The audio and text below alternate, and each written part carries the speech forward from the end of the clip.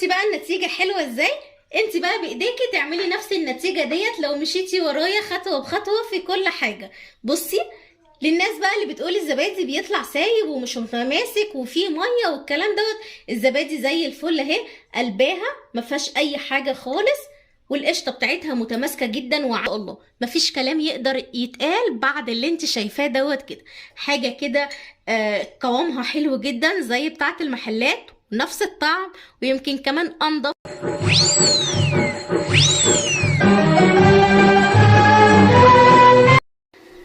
بسم الله الرحمن الرحيم. ازيكم يا حبايب قلبي؟ عاملين ايه؟ يا رب تكونوا بخير. صباح الفل او مساء الفل على اختي وحبيبتي وامي اللي بتتابعني. وحشتوني وكمان مره وحشتوني. كل سنه وانتم طيبين. خلاص بدأ العد التنازلي لشهر رمضان. اللهم بلغنا رمضان لا فاقدين ولا مفقودين، اللهم امين يا رب العالمين. النهارده هنعمل ايه في اليوم بتاعنا؟ النهارده هنعمل زبادي. ازاي كمان الزبادي يطلع معاكي متماسك مش سايب منك ولا في ميه ولا اي حاجه. هعلمك كل حاجه بالخطوات واحده واحده، وان شاء الله تبقي استاذه في الزبادي. طيب اول حاجه هنعملها ايه، او ايه اللي احنا المكونات بتاعه الزبادي؟ تعالي معايا نشوف مكونات الزبادي ايه النهارده وهنعمله ازاي، وازاي كمان هنوفر في الميزانيه بتاعه البيت زي ما اتفقنا معاكم او اتفقت معاكم اللي احنا هنوفر في ميزانيه البيت، ونحاول على قد ما نقدر اللي احنا نلم الدنيا بالحاجات اللي احنا نقدر اللي احنا نوفرها او نعملها في البيت. مكونات الزبادي هي لبن والكميه اللي انت عايزاها، وكمان معايا كوبايه زبادي. كوبايه الزبادي دي انا هشتريها مره واحده اللي هي دلوقتي، وبعد كده هاخد الخميره من الزبادي اللي انا هعمله بعد كده. يعني عايزه اقول لك اللي انت هتشتري ديت بس كده قبل رمضان بيومين ثلاثه، وتروحي عامله الزبادي.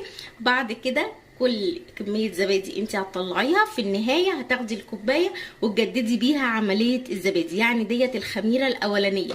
بعد كده هيبقى الموضوع سهل بالنسبه لك. طب هنوفر ازاي يا هبه؟ هنوفر لان كوبايه الزبادي بتتباع بره، في محلات بتبيعها ب4 وفي محلات بتبيعها ب3، على حسب المتوفر عندك وعلى حسب كمان عدد الاسره. يعني لو ب4 جنيه وانتوا عددكم مثلا ما شاء الله 5 افراد، 4 في 5 ب20 جنيه. تخيلي كل يوم كده مصروف ثابت 20 جنيه للزبادي بس في شهر رمضان، يعني في الشهر بحوالي 600 جنيه.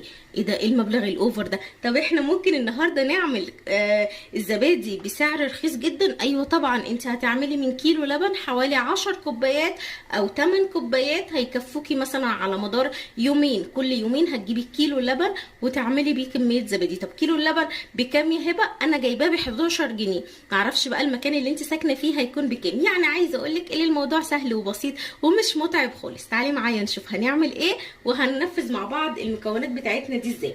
معايا كيلو لبن غلياه وسبته لحد ما برد زي ما انت شايفه، بس مش لدرجه السقوعيه بتاعه اللبن، لا. الحله اللي انا عامله فيها اللبن سخنه لسه من بره، لكن اللبن من جوه دافي زي دمعه العين كده بالظبط، اللي انت لو حطيتي صباعك كده ايديكي تتحمله. طبعا انا غاسله ايديا، ايديكي تتحمله بس في نسبه دفيان. تمام كده؟ تمام. طب هنعمل ايه دلوقتي؟ القشطه دي هنشيلها؟ لا مش هشيلها، مش هشيل القشطه عشان عايزاه لبن دسم كده يكون طعمه حلو، او الزبادي بتاعي دسم ويكون طعمه حلو. عايزه اقول لكم اللي انا السنه اللي فاتت لما عملت فيديو الزبادي حقق نسبه مشاهده عاليه جدا، والسنه اللي قبليها نفس القصه. فالموضوع بالنسبه للزبادي معايا ناجح 100% ان شاء الله، واعمليه وعلى ضمانتي. انا معايا كميه لبن قد ايه؟ معايا 2 كيلو لبن. هحط عليها قد ايه زبادي؟ هحط 1.5. طب يا هبه انا هعمل كيلو واحد بس، كيلو واحد لبن. طيب هنحط قد ايه زبادي؟ هتحطي عليه كوبايه واحده بس. طب انا كيلو ده كتير عليا، هعمل نص كيلو اللي هو بمعدل مثلا كوبايتين حليب او كوبايتين لبن. هتحطي عليه قد ايه؟ هتحطي عليه معلقه كبيره ونص من المعلقه بتاعه الاكل زبادي. تعالي بقى معايا نشوف هنعمل ايه. للناس بقى اللي هي ايه بيبوظ منها وكده، امشي ورايا في الخطوات واحده واحده، وان شاء الله الموضوع هيبقى سهل بالنسبه لك وهينجح معاكي. انا هنا معايا كوبايه زبادي، هنزل بالكوبايه كلها على كميه اللبن زي ما انت شايفاها كده. طبعا اللبن دافي، اهم حاجه يكون دافي، اوعى يكون سخن. لو سخن الموضوع هتعرفي اللي هو باظ منك والموضوع مش هينفع خالص. هجيب معايا برضو نص كوبايه زبادي تاني وهجيلك دلوقتي ونقلب مع بعض. انا جيت لك اهو، معايا بقى نص كوبايه الزبادي، هاخد نصها كده بالظبط وهحطها عشان الكميه اللي انا عاملاها دي بسم الله ما شاء الله 2 كيلو. طبعا انت ليكي حريه الاختيار، عايزه تعملي اكتر عايزه تعملي اقل براحتك خالص. طيب يا هبه، الكوبايات اللي احنا هنحط فيها الزبادي هقولك على كل حاجه، ما تستعجليش بس وخليكي معايا، وان شاء الله هتستفيدي من الحلقه بتاعه النهارده وهتطلعي بنتيجه كويسه. هقلب بقى كويس جدا جدا جدا لحد ما اقدر اقولك ان الموضوع بقى معايا سايل خالص، ما فيهوش تكتلات خالص بالنسبه للزبادي. طيب ايديا هتوجعني من التقليب، اعمل ايه؟ حطي كميه اللبن اللي انت هتعمليها كلها في شفشق الخلاط واديها ضربتين 3 وافتحي الغطا بتاع الخلاط عشان لو في نسبه من السخونيه في اللبن تقدر اللي هي تتبخر وتطلع بسهوله. وبعد كده تضيفي عليها كوبايه الزبادي وتبداي اللي انت تشغلي الخلاط تاني، والموضوع هيبقى معاكي تمام وزي الفل. انا هنا اهو قلبت الكميه بتاعتي، بس لسه برضو حاسه اللي فيها تكتلات، اللي هي الزبادي يعني لسه ما دابش معايا. طيب عشان نسهل على نفسنا الموضوع انا هضربه ضربه بالهاند بلندر، والموضوع كده هيبقى سهل قوي.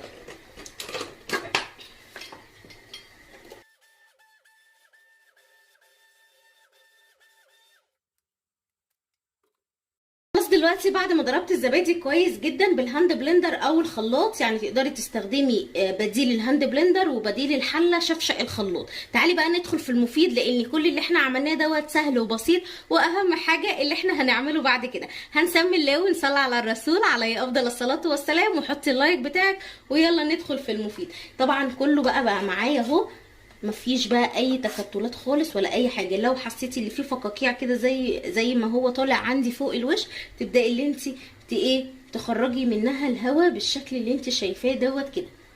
طيب هعمل ايه دلوقتي؟ هجيب بقى البولات اللي احنا هنحط فيها الزبادي، سواء هي بولات او كوبايات او ممكن تستخدمي كمان برطمانات الصلصه اللي هي حجمها متوسط شويه، او مثلا زي البطرمان مثلا اللي هو بتاع العسل امتنان، اي حاجه ليها غطا، او كوبايات، يعني سواء كده او كده الموضوع شغال معاكي، يعني حاجه ازاز. طيب بالنسبه لحاجه بلاستيك، لا حاجه بلاستيك ما اعرفش هتبقى مثلا اضرارها ايه، لان احنا لسه هندخله الفرن والكلام ده. حاولي تعملي في حاجه ما بتتفاعلش كتير علشان خاطر الموضوع يبقى كويس. طيب بالنسبه للفخار يا هبه، طبعا الزبادي احلى حاجه الفخار. لو عندك طواجن فخار اللي هي الصغيره خالص، تقريبا الاربعه مع بعض ب10 جنيه، تقدري تعملي فيها، هتبقى طعمها حلو جدا جدا جدا. وكمان حاجه جديده بالنسبه للولاد، هترجعك بقى انت كده حوالي مثلا كام سنه ورا كده، الموضوع هيبقى مختلف. دلوقتي بقى انا خلصت، تعالي معايا نجيب البولات ونشوف هنعمل ايه. جيتلك تاني وما اتاخرتش عليكي. انا معايا البولات اللي هي شكلها كيوت ديت وشكلها حلو جدا. دي كده بولات بيتباعوا الاربعه مع بعض، وفي ناس بتبيعهم فرداني. اللي عجبني في البولات ديت اول مره اجيبها السنه دي، لكن انا بعمل على طول كل سنه الزبادي بتاعي في الكوبايه العاديه خالص زي ما انت شايفاها دي، سواء الكوبايه دي او الكوبايات اللي هي حجمها اقل شويه. بحب اعمل في الكوبايات اللي حجمها اقل شويه علشان خاطر العيل لما ياخد الزبادي مثلا او كوبايه الزبادي يقدر اللي هو ياكلها كلها، ما تفيدش منه حاجه وتترمي. لو عايز تاني ياخد. اما الكوبايه بتبقى كبيره شويه دي فبتبقى كبيره على الطفل. فانا لما لقيت الاطباق ديت حجمها حلو وليها كمان غطا عجبتني اكتر، فجبتها. سعر الطبق ده كام؟ الاربعه مع بعض ب20 جنيه اهو بالغطا بتاعها. اللي عجبني اكتر اللي هي ليها غطا محكم كده، لما تحطي الزبادي في التلاجة الموضوع هيبقى مختلف والوش بتاعه مش هينشف. في زيها بس مستطيله، المستطيله تنفع يا هبه؟ ايوه تنفع. ليها برضو غطا ومحكم جدا وشكلها يبقى حلو في التلاجة، وكمان الوش بتاعها مش هينشف.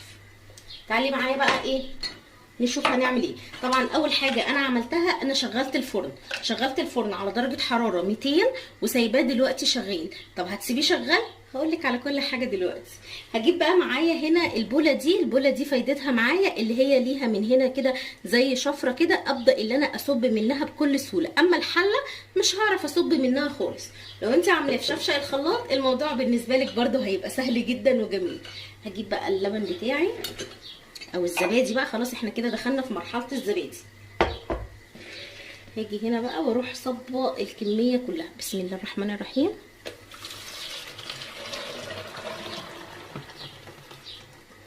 بس كده خلاص صبيت الكميه كلها، والهدف منها اللي هي ديت بس كده اقدر اللي انا اصب منها جوه الكوبايات بتاعه الزبادي.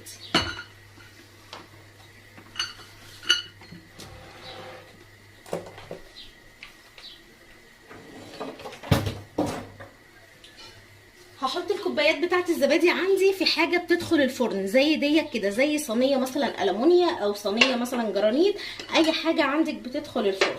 بس برضو لما تدخل الفرن يكون ليها حيطه عاليه. ليه حيطه عاليه كده؟ هقولك برضو دلوقتي. هاخد كل بقى القوالب بتاعتي ديت واجيب الصينيه بتاعتي الحلوه الجميله ديت واحطها هنا بالشكل دوت كده.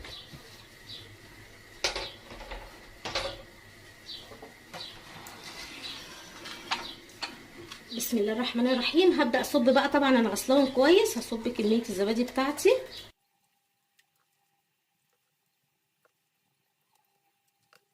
خلاص دلوقتي بعد ما صبيت كميه الزبادي كلها في البولات، عندي بقى لسه في زبادي تاني عايزين نعمله. هستعين بايه؟ هستعين بالكوبايات العاديه خالص بتاعه المج بتاعه الشاي. هبدا ان انا احطها برده في صينيه تانية، ونفس القصه الصينيه يكون ليها حيطه علشان خاطر تعرفي اللي انتي ايه نحط فيها الميه المغليه. بسم الله الرحمن الرحيم. هصب برده تاني.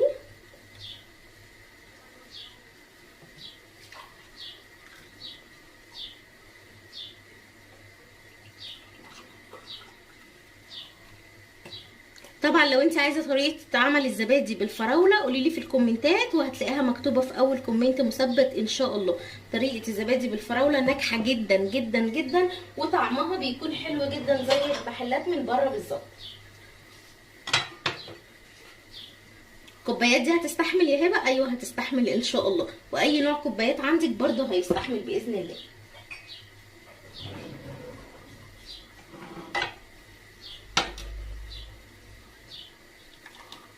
انا طفيت الفرن خلاص، بعد ما سخن معايا رحت طافيه الفرن علشان خاطر انا مش محتاجاه تاني في اي حاجه.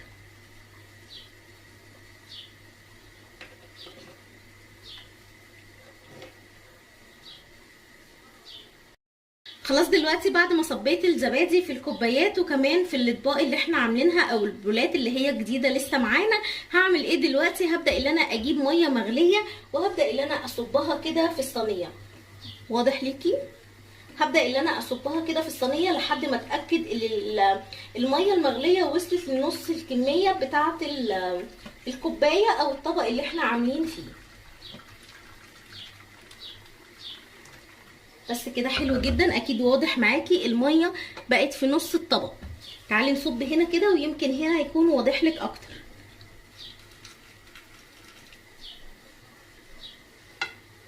اهو بصي بالشكل دوت كده، دي ميه مغليه عاديه خالص غليها في الكتل. هصبها كده لحد ما توصل لنص الكوبايه. هجيب بقى معايا الفوطه اللي احنا هنحطها فوق الوش علشان خاطر الموضوع يبقى محكم اكتر وفي نسبه من الدفيان اكتر واكتر. على فكره الفرن مطفي، اديني بقول كذا مره علشان خاطر الموضوع يبقى بالنسبه لك محكم كده وعارفه الموضوع عامل ازاي. كده خلاص انا غطيت كميه. ثواني اعملها مفروده احسن. انا هحطها كده واغطيها بقى في الفرن. هدخلها الفرن بالشكل اللي انت شايفاه دوت كده. بعد ما ادخلها الفرن هسيبها في الفرن قد ايه؟ هسيبها في الفرن، هدخلها الفرن لمده 4 ساعات. بعد ال4 ساعات هنطلعها مع بعض ونشوفها قد عملت ايه. بس كده دي طريقه الزبادي سهله وسريعه وما فيهاش افتكاسه ولا اي حاجه، لكن بتمشي ورا تكات كده بسيطه وشويه حاجات كده بسيطه بيفرقوا معاكي في الزبادي، لان ناس كتير قوي بتعمل الزبادي وبيفشل منها. النهارده حبيت اللي احنا نعمله كده بالطريقه العاديه بتاعتنا بتاعت زمان، وان شاء الله هيطلع ناجح معاكي ان شاء الله باذن الله. هنا خلاص الميه قربت تغلي، هحطها هنا وهغطيها برده بالفوطه ديت وندخلها الفرن، وبعد ال4 ساعات هرجع لك تاني ونشوف النتيجه مع بعض ان شاء الله. بصي دلوقتي كده بعد ما حطيته في الفرن حبيت بس اللي انا اوريهولك انا حاطاه ازاي عشان الموضوع يبقى مختلف معاكي. انا طافيه النار، مش مشغله النار بتاعه الفرن ولا اي حاجه. حطيت واحده تحت وحطيت واحده فوق وغطيتها كويس جدا بعد ما حطيت عليها الميه المغليه، وهسيبه بقى كده يعيش حياته لمده 4 ساعات من غير ما تشغلي الفرن من غير اي حاجه. انا بس محتاجه درجه الحراره بتاعه الفرن لما تبقى سخنه، وكمان الميه السخنه هي اللي هتخمر لي الزبادي. هنقفل بقى الفرن وخلاص على كده. شفتي بقى الموضوع سهل ازاي؟ بسم الله ما شاء الله. زي ما انتم شايفين كده كمية الزبادي بعد ما طلعت من الفرن كمية مش قادرة اقولك قد ايه. كمية كبيرة جدا، من 2 كيلو، كمان 2 كيلو الا، والله مش 2 كيلو بس، 2 كيلو الا طلع معايا الكمية اللي انت شايفاها. لا وكمان عايزة اقولك اللي الكوباية بسم الله ما شاء الله كبيرة جدا زي ما انت شايفاها كده. كمية الزبادي متماسكة زي ما انت شايفة كده، متماسكة 100%. كمان عايزة اقولك اللي هي لسه ما دخلتش التلاجة.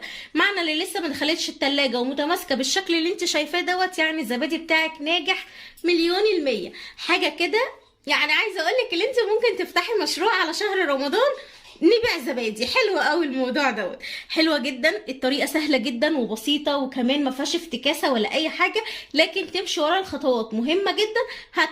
هيطلع معاكي مظبوط 100 ان شاء الله.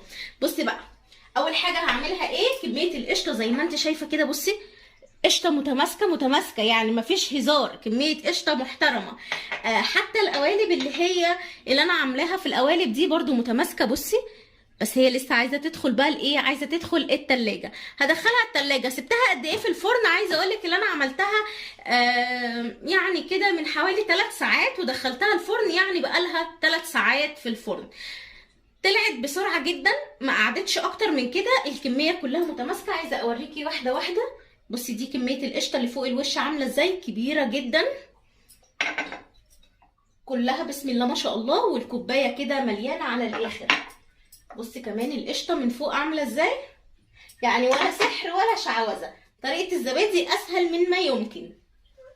حتى السلاطين اللي هي ديت كده اللي عامله زي علبه الزبادي او سلطانيه الزبادي برضو طالعه متماسكه اهي، مفيهاش اي حاجه. هي بس مشكلتها اللي هي لسه دافيه. هدخلها التلاجة تسقع لمده نص ساعه، وبعد النص ساعه هرجع لك تاني ونشوف مع بعض النتيجه والقوام عامل ازاي. طب يا هبه انت هتحطيها في التلاجة كده على طول؟ لا طبعا، انا طبعا كل واحده ليها الغطا بتاعها بالشكل دوت كده، علشان خاطر ما فيش اي ريحه من الروايح اللي في التلاجة تكرف عليها، او مثلا الوش ينشف، او حد من الولاد يجيب معلقه ويقعد يقلب فيهم كلهم. وانتوا عارفين يعني الولاد بسم الله ما شاء الله هادين على الاخر. طب الكوبايات دي ملهاش غطا، هتعملي فيها ايه؟ هلف عليها استرتش رول من اللي هو الاسترتش الغذائي.